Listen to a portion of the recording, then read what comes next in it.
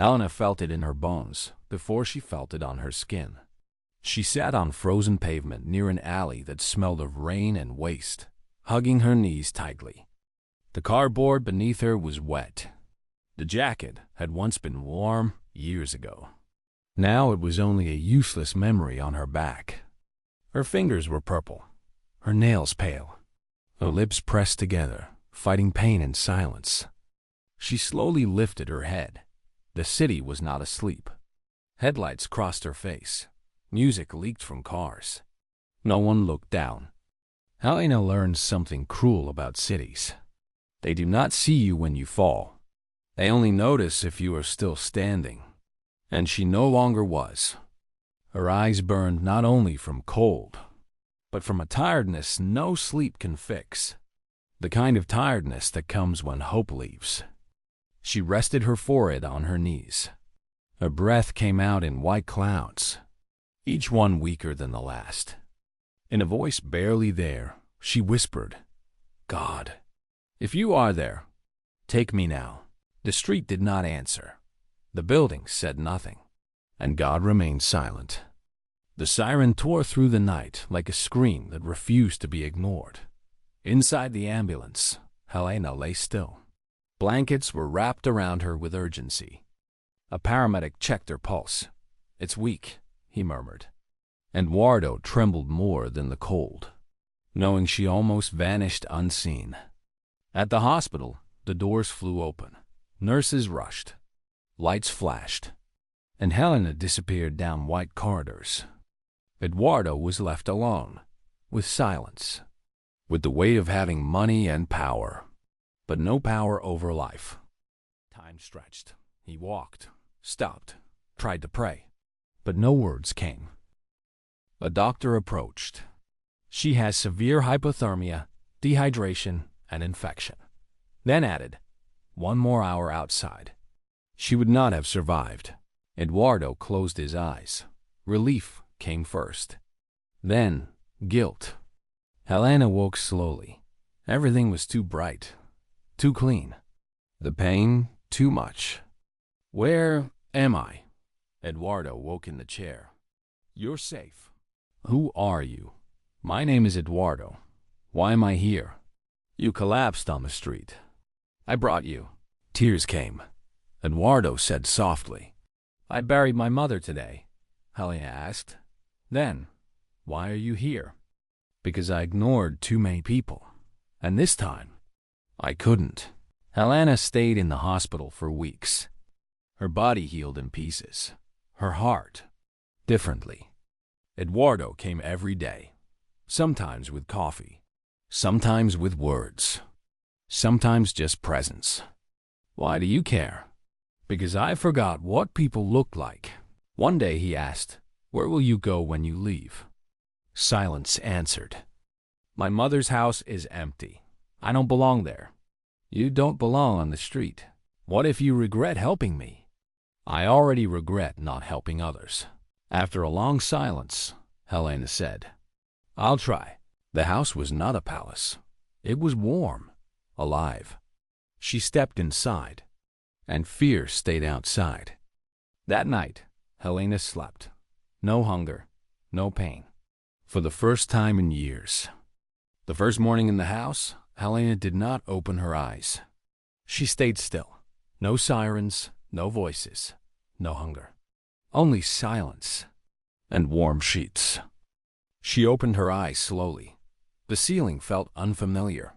Too clean, too peaceful. Panic rose in her chest. Good things no longer felt like they belonged to her. She sat up too fast. The blanket fell. The floor did not freeze her feet. She walked to the door, opened it carefully. Light at the end of the hallway. Paintings on the walls. No one around. She followed the light. The smell of coffee stopped her heart. Eduardo stood at the stove. No suit, no phone. Just human. "Good morning. Did I imagine this?" No. She sat like she didn't belong. Coffee appeared in front of her. She didn't touch it. "What if I wake up tomorrow and everything is gone? Then I'll look for you." The coffee burned her tongue. It was real. Living indoors felt wrong. She cleaned constantly. She flinched at every sound. Eduardo didn't push. He let her heal on her own. Do you feel your life doesn't fit anymore? All the time. There was a room always closed. At the end of the hallway. One day, she opened it. Dust. Boxes. A wooden box. Inside, letters. Hundreds. Names. Dates. One name froze her heart. Roberto. She read, and everything broke. She needs me. I don't know how to save her. Please answer. She didn't scream. Her throat closed. The world turned to paper. That night, she waited. Eduardo arrived. The box between them. You knew. Not a question. I was afraid. You were rich. I was empty. You don't get to save me now. Then don't let me save you. Let me become better because of you. She took her coat, her photo, and left. The door closed behind her, louder than any scream. The door closed behind Helena without a sound. But inside Eduardo, something shattered. He stood in the hallway for a long time, not moving, not thinking, just breathing. The house no longer felt warm. It felt hollow. He walked into the bedroom she had used. The sheets were still messy. A glass of water still on the table. Everything screamed one truth. She had been there, and now she was gone. Eduardo sat on the edge of the bed, and for the first time in years, he cried without control. Not quietly, not politely, but like a man who had finally seen himself. The next day, Eduardo did not go to work. Then the next. Then the next. Assistants called. Partners panicked. Meetings piled up. Eduardo ignored all of it. He walked the city on foot. No guards, no driver, no suit. He passed streets he had ignored for years. And now, they looked different. Not dirtier, but louder. In suffering, he began to see faces, not shadows. Faces, a man sleeping on a bench, a woman crying into her phone, a boy staring at nothing. Eduardo stopped at a small cafe, bought bread, and gave it away, then soup, and handed it to a stranger. The man looked at him like it was gold. What's your name? Eduardo asked. Samuel. Eduardo swallowed. Names mattered now. Eduardo sold his car. Then another. Then shares. Then entire companies. Money changed meaning. Not control, but possibility. He rented an old warehouse. Broken windows. Cracked floor. And filled it with beds. Blankets. Food. The first night, 5 people came. Then 12. Soon, more. Eduardo worked there himself. He cleaned, served, listened. He learned the smell of hunger. He learned that silence could scream. And every face looked like Helena. Helena walked again. For hours. In the cold. Anger kept her warm. Barely. She did not cry. Not the first night. Not the second. On the third night, rain fell. She entered a church soaked. Old wood. Candlelight. Stillness. An elderly woman sat beside her. No questions. Just silence. Then the woman said, God doesn't stop storms. He gives umbrellas. Helena closed her eyes. Something cracked again. Not faith. Numbness. And she cried. Quietly. For a long time. Until something softened. Eduardo didn't know where Helena was. Helena didn't care where Eduardo was. But life was arranging a collision. He named the shelter Hope. Not because he had it. Because he needed it. Weeks later, Helena walked past a soup line. She scoffed. Hope. Then stepped inside anyway. The smell of food crushed her. She sat, took a bowl, and then, "Do you need a blanket?" Helena froze. The voice behind her was impossible. Slow, low, familiar. She didn't turn right away. She was afraid if she did, it would vanish, like everything else that had ever mattered. "Do you need a blanket?" the voice repeated, softer now. She turned slow. Eduardo stood there, not in a suit, not tired from boardrooms, simple clothes, a gray blanket in his hands. The world collapsed, then rebuilt differently. Her lungs forgot how to work. He looked older, thinner. The spoon fell. It hit the floor. Neither of them moved. Time did. "You built this?" she whispered. Eduardo nodded. She wanted to scream, to run, to understand. "Why?" "For the same reason I lost For me?" Her voice trembled. "For everyone I ignored. Starting, I can't stay." "I know. No argument. No pressure. Only truth." She took 2 steps, then stopped. "Why didn't you answer his letters?" "Because I was afraid to face myself." It didn't erase the pain, but it explained it. And somehow, it mattered. "Come back to the house," he said quietly. She shook her head. "Then, but don't disappear." Silence grew between them. She sat slowly, as if the floor might break. "I can teach?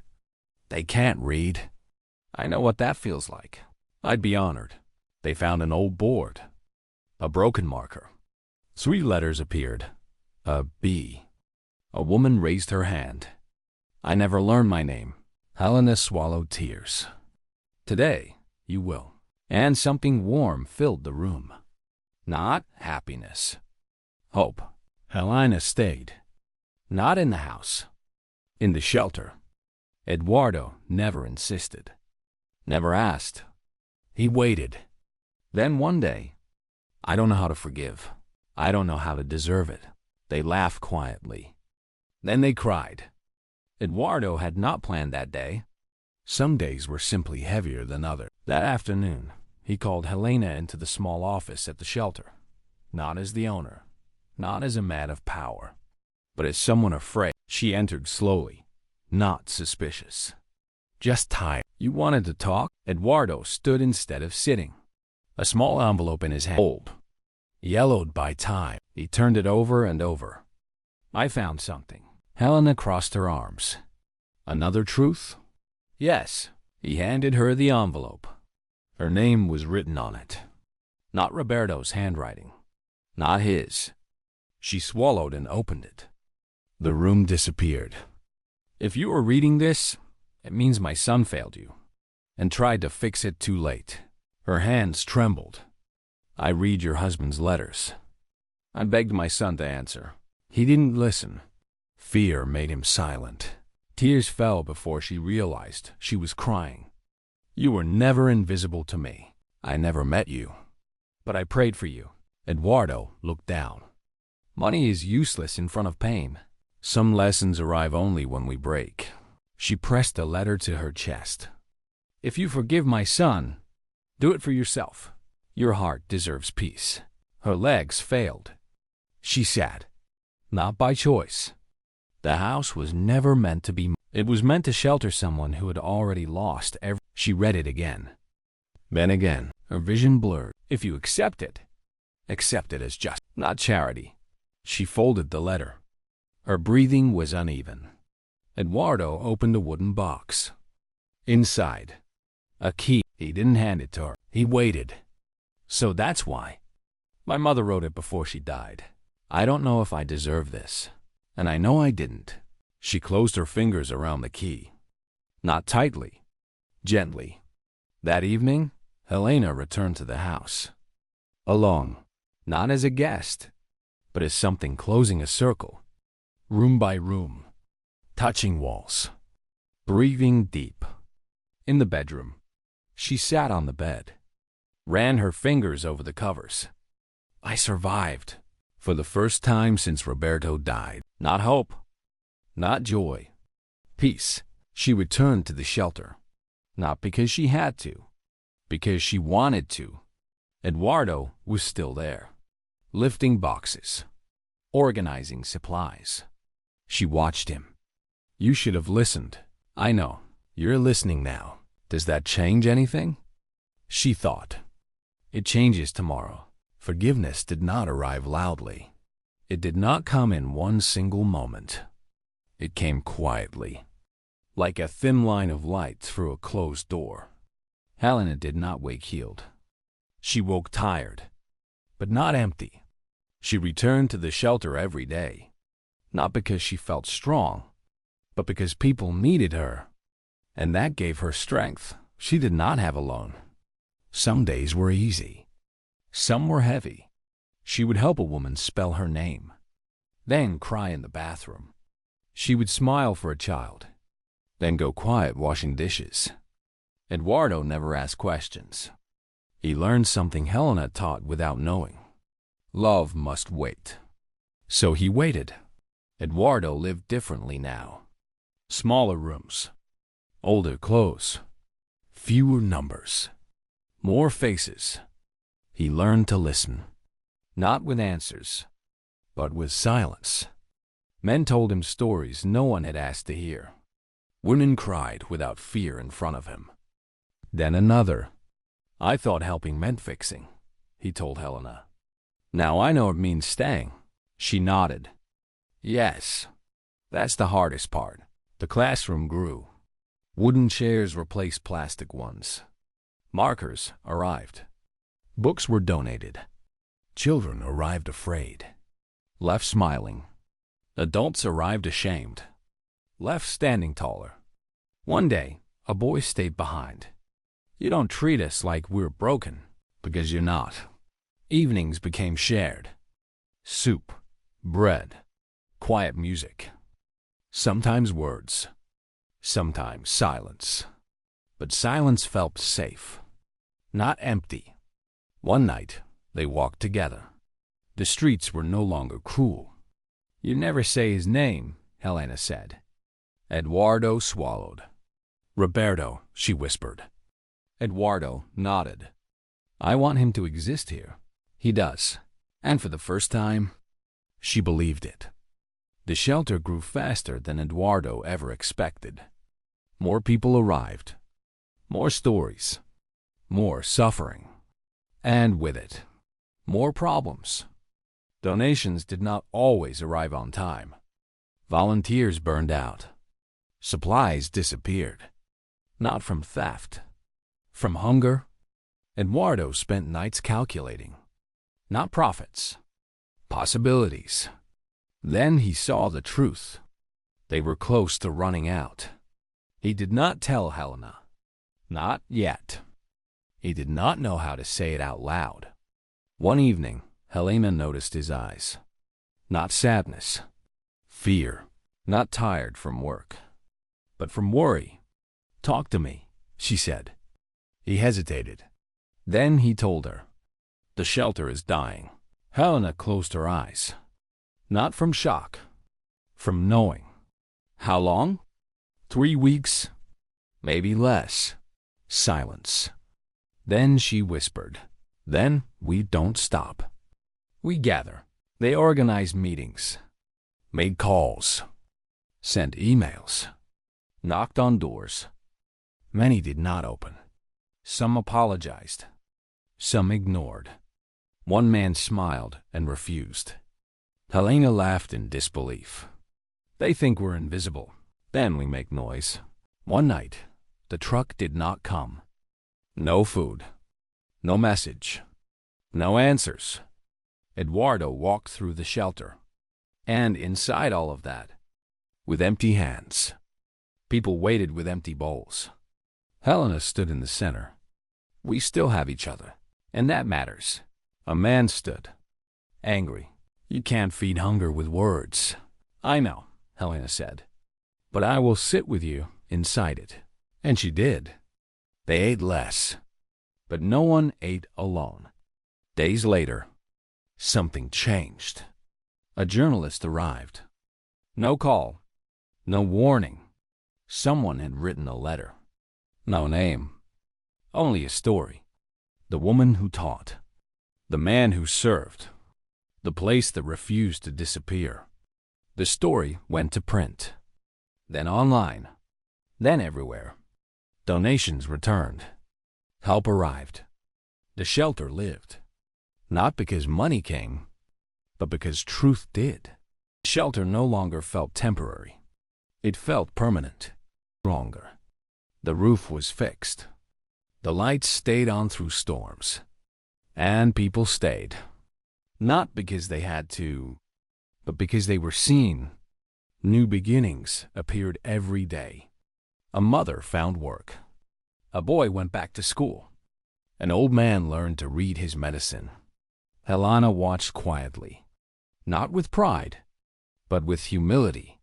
She learned something important. You don't save people. You walk beside them while they save themselves. One evening, Eduardo held documents. Transfers. Signatures. He gave almost everything to the foundation. Not for his name. Not for honor. Not for history books. But so the lights would never go out again. Helena said softly, "You are finally rich. I think I finally am." Their love was quiet. No speeches. No rings. No promises shouted. Only mornings. Late nights. Quiet prayers. Warm hands. Two lives. Growing side by side. One afternoon, Helena saw a familiar face. A young woman stood in the doorway. Nervous. "Can I help you?" Helena asked. "I think you already did." Recognition struck. You're alive. I have a job. A tiny room. A plant. I wanted you to see I survived." Helena hugged her. For a long time. Years passed. Hands wrinkled. Hair turned gray. The shelter grew. Then another opened. Pain lost its power. Not because it vanished, but because it stopped ruling. One night, Helena asked Eduardo to stop the car. She stepped out alone. Walked to the same sidewalk. The same place it began. She whispered, "I lived." Eduardo watched quietly. From a distance. Honoring something sacred. The city had not changed much. It was still loud. Still rushed. Had changed. Without fear. Shrinking weight she once carried. The air was cold. Years before, waited across the street. The car moved slowly. But from presence, she noticed small things. Bread in the air. Steam rising. Cold on skin. Human sounds in the dark. Then she saw her. A young woman on the sidewalk. Thin, inward. History returning in flesh. Helena approached. Kneeled. Removed her coat. Wrapped it around the girl. Terrified eyes looked up. "I don't think I can survive." Helena smiled. Small. Soft. Unbreakable. "I didn't think I could either." "No one cares." "I do. You are not alone." The girl collapsed into her, crying. Helena held her. Not from strength, but from learning. Eduardo came close. Not to interrupt, but to support. The ambulance arrived. Lights tore the dark. The girl was taken away. Breathing. Alive. Helena stood quietly. Not crying. Not smiling. Present. Eduardo held her hand. You turned pain into life. Life turned pain into love. Years later, children would ask, "Why do we serve food? Why teach names? Why can't we look away?" Helena would answer, "Because someone once didn't look away from me." Eduardo smiled. Served soup. Carried blankets. Held lives with ordinary hands. Final words. As long as someone learns their name. As long as someone tastes safety. As long as compassion is chosen, this story does not end. It multiplies. Peace does not announce when it leaves.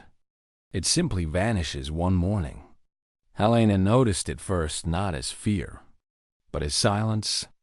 The phone stopped ringing. Donations slowed, then stopped. Whispers filled the shelter. Eduardo stared at numbers too long. And one night, Helena found him alone. Lights off. The screen glowing. "Talk to me. They're auditing us." "Who?" "The city. Someone had reported them. Anonymous. Claims of misuse. Claims of secrets." Eduardo laughed softly. "We hide pain, warmth, food, humanity. Then that is what we show them," Helena said. Inspectors arrived. Clipboards. Cold eyes. Office doors. Files. Beds. Kitchen. Classroom. They counted bread, not people. A young inspector stopped. "Do you have permission to teach here?" "I have permission to care." He did not smile, but someone else did. Silently. The shelter could close. In days. Eduardo did not sleep. Helena barely did. Old dreams returned. Blankets in the dark. Then she found him, before sunrise, staring at doors, like he once stared at life. "Whatever happens, this place changed us, and it will save itself." The next morning, a woman arrived. Elegant. Cold. Helena felt it first. "I am Laura Montenegro." Eduardo froze. "My sister." She looked around. "This is what you became. You ruined everything." Eduardo said nothing. She turned to Helena. "You built something ugly, and now he pays." Helena stood. "And you built nothing." Silence. "And still you take." Laura was part of it. Not officially, but by influence. She wanted control. Over him. Over the foundation. Over the shelter. "This ends," she said. Laura walked through the shelter like someone inspecting property. Not a home. Not a place for healing. A building to be measured. Her eyes were sharp. Clean. Dangerous. Helena followed her quietly. "How much is this worth now?" Laura asked. Eduardo said nothing. "Sentiment has no market value. Neither do human lives," Helena said. "Until you lose one." "And who are you?" Laura asked. "The one he didn't walk past." Something crossed Laura's face. Not guilt. Annoyance. The war began quietly. The next day, the city closed one kitchen. For sanitation review. Then the classroom. Then the dormitory. Always polite. Always official. People slept in hallways. Supplies ran thin. Whispers grew. Eduardo watched helplessly. This wasn't a war of fists. It was a war of ink. Laura came back alone. She found Helena cleaning. "You don't belong here. Neither do you. He was born into power. You were born into comfort. That doesn't make you right. You'll leave," Laura said. No. That night, Eduardo confessed. Laura had always been cruel. Cold. Relentless. Then their father died. Laura inherited control. Eduardo inherited silence. "She always wins." "Not this time," Helena said. Helena searched files at night. Emails. Contracts. Notes from his mother. And then she found it. A letter never sent. To a newspaper. Written by Eduardo's mother. Warning about Laura. About money. About fraud. About fear. Helena held the paper. Like fire. It could destroy them all. Or free them. She placed it on Eduardo's desk. "This ends now." Eduardo read. His face changed. For the first time, he breathed. "She is afraid." The letter burned in Helena's hands long after she laid it down. It was not just paper. It was power. Eduardo read it again, then again, each word heavier. His mother had tried to protect him, and failed, like he once failed Helena. Are you ready? Eduardo went to the window, watched the city. I'm tired of being afraid. They contacted a journalist. Carefully, quietly. A woman with a name, with scars of her own. Helena told her everything. Not as a witness, as a survivor. She didn't interrupt. She didn't promise. She listened. This story won't be gentle. I'm not asking it to be. The article did not explode. It spread, quietly, like poison in water. Laura's name appeared, then grew louder. Emails surfaced. Documents. Testimonies.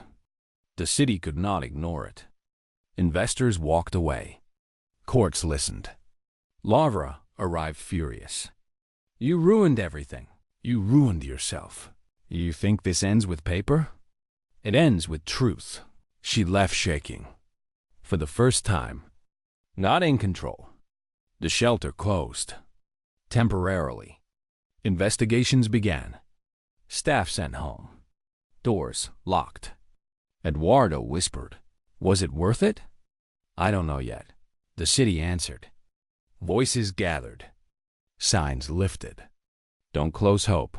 We belong here. Eduardo watched. A man he fed waved. A woman he taught smiled. Helena understood.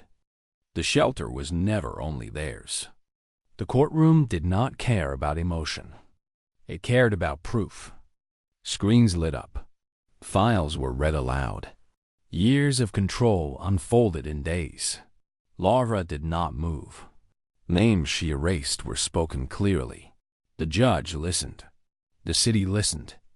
And for the first time, the truth did not whisper. It roared. The verdict arrived. Without drama, without mercy. But it landed heavy.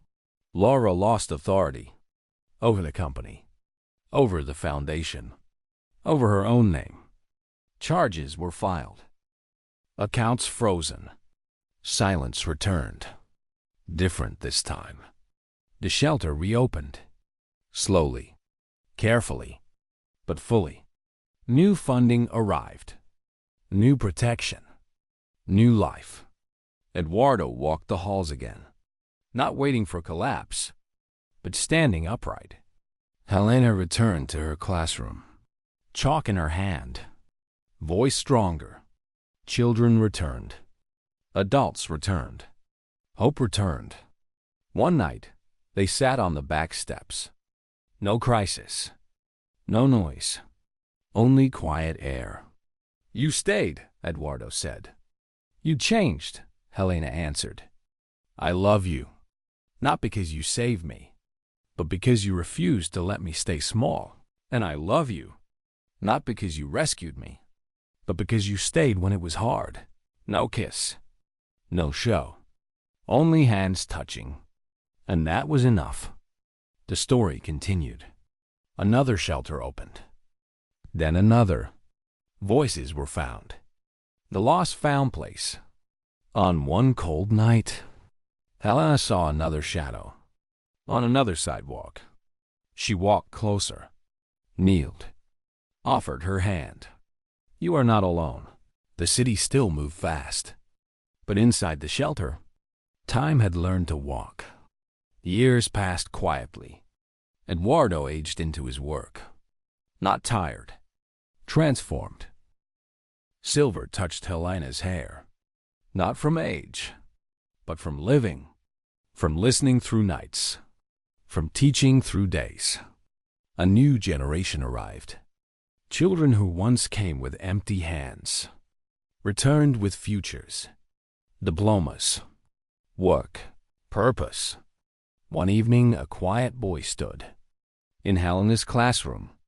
I'm going to teach. Her heart nearly stopped.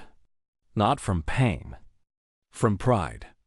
Time does not ask permission. One afternoon, Eduardo fell. Boxes scattered. Helena ran. Hospital lights again. Different now. I guess it's my turn to rest, he said. Doctors spoke softly, with weight. His heart was tired. Years had marked it. Roles reversed. Now Helena waited, outside an emergency room. Hands folded, heart in pieces. She remembered Roberto, and finally understood. Eduardo survived, but something changed. Not his courage, his body. Work had to slow. He hated that. Helena didn't. He returned too soon. Collapsed again. Worse this time. Doctors were firm. You stop, or you won't get another chance, Eduardo argued. Helena did not. She stood between him and the world waited. One night, Helena opened a drawer. Inside, an envelope, not addressed to her, addressed to the shelter. In Eduardo's handwriting. A will. Helena sat with the envelope in her hands. A long time passed. She did not open it. Not yet. Some truths require courage first. Eduardo slept in the next room, breathing slow, like someone who had fought too long. She stared at the door and felt fear again. Not of being alone, but of belonging and losing again. Eduardo knew she had found it. The drawer was open, the corner of the envelope gone. He did not mention it. She did not either. Fear does not shout. It waits. Helena kept teaching, but now she taught something else. How to stay. How to love without possession. How to give with no fear of loss. Some noticed her silence. Some felt her strength. Both were real. One night, Eduardo coughed too long, too hard. Helena held him. Not tight, but close. This time, she stayed. I'm sorry, he whispered. Don't you dare, she replied.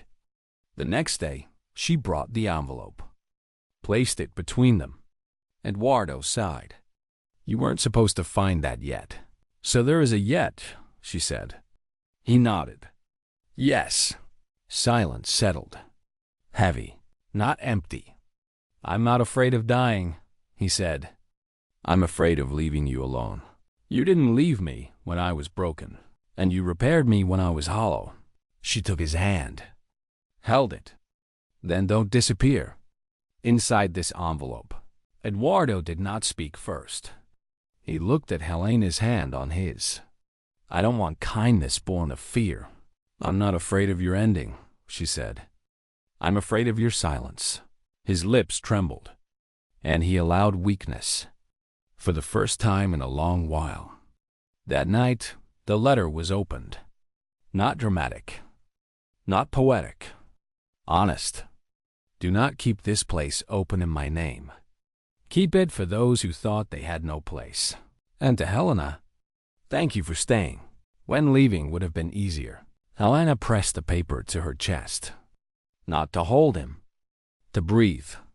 Life slowed. Deliberately. Eduardo rested. Helena learned to let him. That was harder than loving him. They walked. Not rushed. They listened. Not planned. They sat. Not fixed. They discovered peace. Not empty, but patient. One morning, Eduardo called everyone together. Not from a bed. From strength he still had. I trust you. This is not my dream anymore. It's yours. Tears appeared. Quiet. Everywhere. Then the day came suddenly. Without warning, Eduardo woke weak. Cold. Unprepared. Helena called for help. No panic. Only urgency. The hospital received him again. This time, it did not feel new. It felt known. The hospital room was too quiet. Not peaceful. Waiting. Monitors whispered numbers in the dark. Helena held Eduardo's hand. This time, She did not shake. Fear was present, but it did not rule. Eduardo drifted in sleep, in and out, sometimes smiling, sometimes frowning. My mother. Helena leaned close. She's here. And Roberto, too. He smiled. Then I'm safe. Her throat tightened. Wrap around her. Not yet. Helena prayed quietly, not for miracles, but for courage. She felt it softly, but she did not cry. Days passed. Eduardo did not die. He woke, weak, but alive. Doctors did not cheer, but they waited. Like Helena, his fingers moved, squeezed hers. Did you leave? I stayed. Good. When he returned, the shelter received him, quietly. No banners, no noise, only smiles, from people who almost lost something, because they had. Eduardo did not return the same man. People think surviving makes you stronger. Sometimes it makes you quieter. He moved slower now, not from weakness, from awareness. Every step mattered. Every word counted. Every breath was noticed. Helena saw this, not with fear, with respect. Eduardo no longer tried to save the shelter. He protected it, not with orders, with presence. He sat with people, listened longer, smiled easier. He learned a quiet lesson. Nothing is owned. Everything is borrowed. Helena changed too. She laughed more, not loudly. Truly, fear had taken enough. It would not take joy. She cooked again, burned toast, laughed at it. What was once impossible became ordinary, and that was the miracle. One quiet night, they sat on the porch. The city hummed far away. He took her hand. Do you regret staying? No, I don't regret becoming. They did not speak after that. Not empty. Whole. The shelter no longer depended on him alone. New leaders rose. Once broken, now guiding others. Eduardo watched. Not as a ruler, as a gardener. Illness took his strength, but gave him depth. Age bent his body, but freed his heart. And Helena walked beside him, not behind, not ahead, together. Spring arrived quietly, as it always does, not announcing healing, only offering light. Eduardo sat by the window on warm mornings, not because he had to, because he wanted the sun. Helena brought in tea. He received it like a gift, because it was. Eduardo no longer lived waiting. He lived noticing. Birds whined, music drifting from windows, footsteps. Helena breathing beside him. I didn't survive to fight, he said once. I survived to stay. Helena understood. They never married. Not for lack of love. Love had already chosen them. Without permission. They lived like a secret. Not romantic. True. One winter evening? Not cruel. Just honest. Eduardo slept beside Helena, holding her hand. As always, she watched his chest rise, then fall. Then it did not rise again. No pain, no fear, no struggle, only quiet, only done. Helena did not scream, did not collapse, did not beg. She stayed, holding him, thanking life silently, for time, for chance, for love. The next morning, the shelter opened. On time, Helena arrived early. She carried food, taught letters, held hands. Someone asked her, "How do you keep going?" She answered softly, "Because someone once kept going for me." The letter arrived without announcement. No warning, no explanation, only a thick envelope. Eduardo's handwriting on the front. Helena stared at it, like something impossible. She touched the paper gently, as if it might disappear. She opened it slowly. Inside, more letters, all written to her, all never sent. Her hands shook. Her breath stopped working. She sat down. Then she read. The first letter.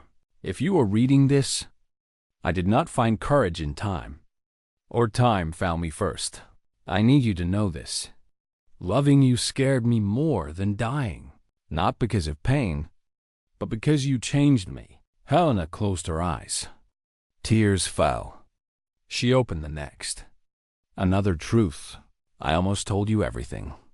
The fear, the shame, the guilt. But I feared losing you most of all. She whispered his name and opened another. The confession. Roberto wrote me one last time. He did not beg. He thanked me and forgave me before I forgave myself. Helena could not breathe. Her chest tightened, but she kept reading. The shock after he died. I searched for you every night, not from duty, but from need. When I found you, you were freezing on that sidewalk. Helena covered her mouth. Her hands shook violently. The last line. If I saved you too late, I loved you too soon to know how. Forgive me. If you can. She pressed the letters to her chest. The world blurred. And there were more. Helena barely slept that night. The letters lay open on the table, like wounds. Each one revealed a part of Eduardo, a part hidden behind silence. She lifted another letter, slowly, afraid of what lived inside it, and began to read. The true beginning. I watched you long before you knew my name, not as a man watching a woman, but as a man watching a soul refuse to fall. Helena frowned, her hands unsteady. The day he chose her, the first time I saw you, was not on the sidewalk. It was outside the hospital. You sat alone on the steps, holding Roberto's jacket, her throat closed. She remembered everything. The moment he waited, you cried without sound. I stood behind the glass, pretending to wait for someone. But I was waiting for you. Tears finally fell, unstopped. The deepest truth. When you disappeared from your home, I searched for you every night, not as a savior, but as a man afraid of losing himself. Helena grabbed the table. Her legs barely held. The secret he kept. I paid you rent once more, after Roberto died, not to trap you, but to slow your fall. Helena gasped. The truth cut through memory. Everything made sense now. The question, would you hate me if you knew? Helena whispered, I never hated you. Her fingers trembled. She picked up the last letter and paused, then opened it. Helena opened the final letter. Her hands no longer obeyed her. They trembled on their own. The paper felt different, thicker, heavier, as if it carried more than words. Something else rested inside it. Not just truth, but consequence. She breathed once and began to read. Helena opened the final letter with hands that no longer obeyed her. The paper was thicker than the others, as if it carried weight. Not just words, but consequences. My last letter, Helena, I need you to know something clearly, without silence, without fear, without delay. I did not save you. You saved me. You saved me the night you trusted a stranger. You saved me the day you stayed. You saved me every time you chose to live. If love has a definition, it is not sacrifice. It is presence. And you were present, even when you were breaking, but it teaches you how to love better. The city moved fast outside. I am sorry for every truth I hid to protect myself, and I am grateful for every truth you lived to protect others. If you ever doubt your worth, look at what exists because you stayed. Names learned, lives warmed, fear softened. That is your legacy. Do not carry my absence as loss. Carry it as proof. that love does not end, it transforms. I will be in every light you turn on, every door you refuse to close, every person you do not walk past. Thank you for choosing me. In a world where walking away is easier. Live, love, stay. Always, Eduardo. Helena lowered the letters slowly. Her hands no longer trembled. The pain was still there, but it no longer ruled her. She understood something then. Love had never abandoned her. It had simply changed form. The next morning, Helena walked to the shelter. As she always did, she opened doors. She brewed coffee. She greeted names. She helped teach. Someone asked her quietly, "Does it ever stop hurting?" Helena thought for a moment, then answered gently, "No." That evening, Helena stood alone by the window. She smiled softly, not because life was easy, but because it was hers.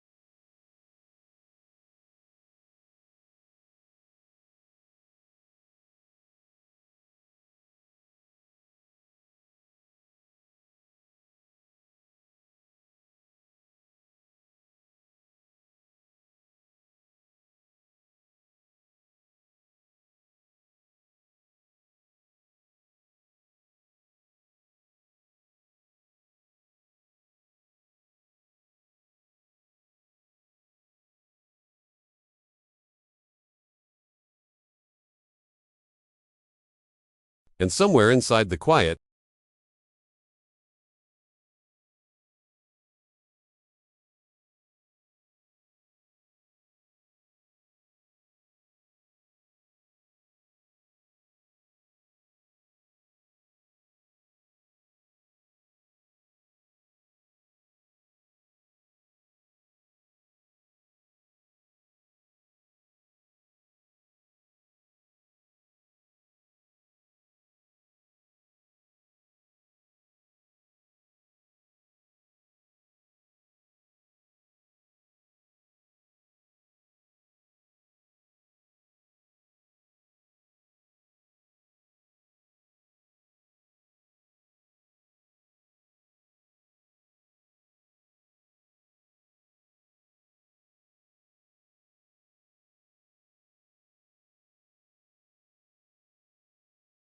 love remained.